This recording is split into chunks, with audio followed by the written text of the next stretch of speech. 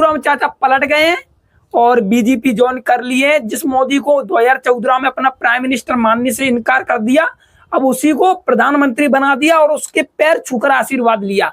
इसे कहते हैं असली दलाली।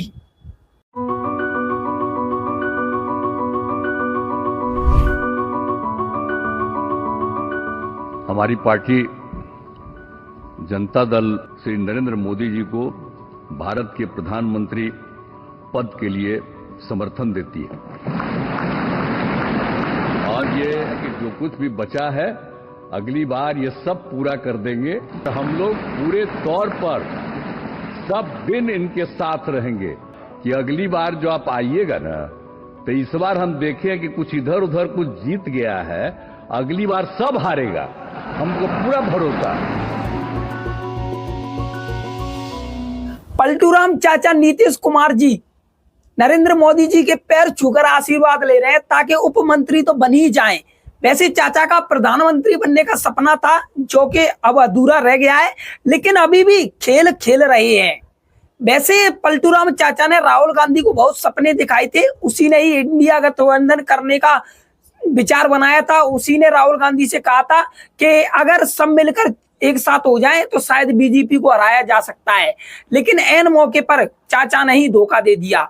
अगर कोई आदमी तुम्हें हौसला दे, तुम्हें हिम्मत दिलाए कि कोई मकान तुम बनाओ कुछ पैसे में, मैं सपोर्ट करूंगा, और जब मकान आधा बन जाए उसके बाद कहे मैं कुछ नहीं कर सकता, भले ही तुम इस मकान को मिटा दो, तो कितना बुरा लगेगा कि आधा पैसा तो खर्च ही हो गया।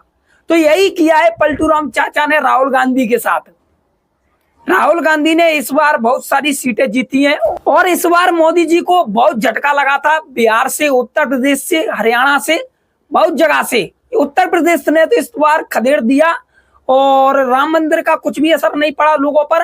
राम मंदिर बना अयोध्या में, लेकिन अयोध्या वालों ने बीजेपी को बहुत ही कम वोट दिए हैं। तो इससे साफ पता चलता है कि देश बदल रहा है, लोग एजुकेटेड बुद्धिमान हो रहे हैं, उन्हें कोई फर्क नहीं पड़ता। अयोध्या के लोग भी समझ चुके हैं कि चुनाव से पहले ही आधा मंदिर बनवा दिया, मंदिर पूर्ण तरीका से नहीं बनाए। तो अयोध्या के लोग जागरूक हो चुके हैं और उत्तर प्रदेश के लोगों ने एकदम बीजेपी को खदेड़ के रख दिया है, बाहर फेंक दिया उत्तर प्रदेश से। लेकिन अब बात चल रही है कि पलटूराम चाचा ने पूरी सरकार को बदल दिया है। इंडिया गठबंधन के पास 235 सीटें थी, तो इंडिया गठबंधन की सरकार बनना तय थी अगर पलटूराम चाचा इंडिया गठबंधन में रहते और कुछ सीटें और मिल जाती इधर उधर से और बीजेपी में से अगर कोई पलट जाता तो।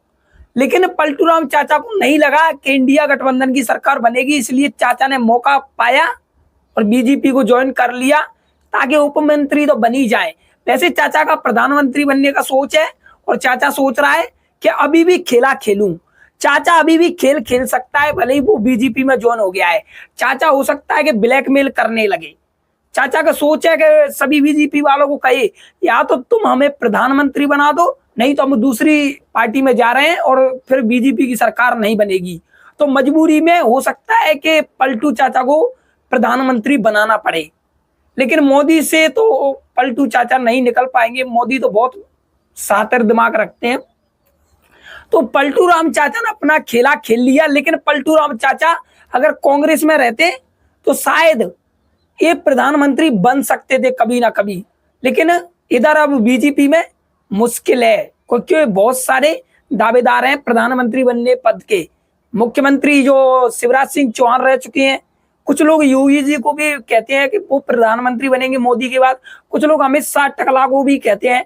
तो नीतीश कुमार जी आप इधर तो प्राइम मिनिस्टर बनने से रहे, चाहे कुछ भी कर लो, लेकिन हाँ चाचा कई बार पलटे हैं। पहले बीजेपी में थे 2014 से पहले, लेकिन मोदी को इन्हीं ने इनकारा था और कांग्रेस में चले गए थे और कई बार कांग्रेस बीजेपी में आए गए हैं पलटूराम चाचा, और फिर भी पलटूराम चाचा को अच्छी सीटें मिली हैं इस बार बिहार से। और अब पलटूराम चाचा पलट गए हैं और बीजेपी ज्वाइन कर लिए। जिस मोदी को 2014 में अपना प्राइम मिनिस्टर मानने से इनकार कर दिया, अब उसी को प्रधानमंत्री बना दिया और उसके पैर छूकर आशीर्वाद लिया। इसे कहते हैं असली दलाली। कुछ लोग यहाँ पर ये भी सोचेंगे कि मनीष कश्यप क्या होगा, उसने तो बीजेपी ज्वाइन कर लिया और वो तो तेजस्वी यादव से नफरत करता था। अब भाई ये तो मनीष कश्यप को ही सोचना चाहिए। मनीष कश्यप पहले अच्छा आदमी था, अच्छा लड़का था, अच्छा न्यूज रिपोर्टर था, लेकिन अभी तो मनीष कश्यप भी हरामखोर हो गया है। सब लोग उसे बहिष्कार कर रहे हैं जब से बीजेपी ज्वाइन की है। तो आप लोग पलटू राम चाचा के बारे में क्या कहना चाहेंगे? हम लोग अपना वोट किसी को देना चाहते हैं और ये नेता पलट के किसी और सरकार में चले जाते हैं, जैसे कि सिंधिया को देख लीजिए, बीजेपी ज्वाइन किया था ज्योतिरादित्य सिंधिया ग्वालियर से। तो चलिए दोस्तों, मैं पलटू राम चाचा के बारे में बताने आया था। आप लोग क्या कहना चाहते हैं पलटू राम चाचा के बारे में कमेंट करके जरूर बताएं। मैं मिलता हूं नेक्स्ट वीडियो में। जय हिंद, वंदे मातरम।